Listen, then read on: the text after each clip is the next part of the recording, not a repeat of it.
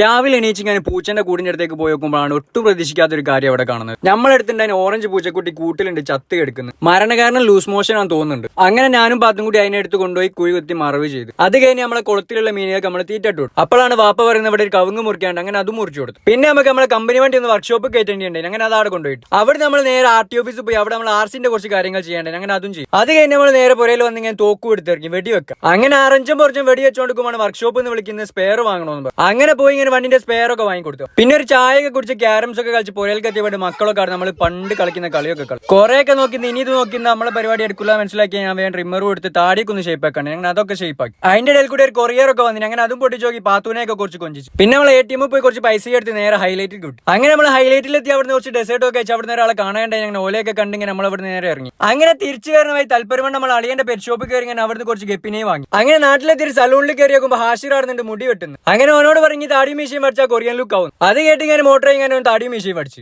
ഏതായാലും പഠിച്ചു കഴിഞ്ഞപ്പോൾ ഒരു ലീലാമണി അയക്കുന്നു. അതൊക്കെ കഴിഞ്ഞ് പുരയിലെത്തി ചോറ് വേണ്ടാഞ്ഞിട്ട് ബെഡ് റോസ്റ്റ് ഉണ്ടാക്കി കഴിച്ച് നമ്മൾ കേട്ടു. ഇതുപോലെയുള്ള വീഡിയോകൾ കിട്ടാൻ നമ്മുടെ പേജ് ഫോളോ ചെയ്ത് വെച്ചു. അപ്പോൾ ഓക്കെ ബൈ.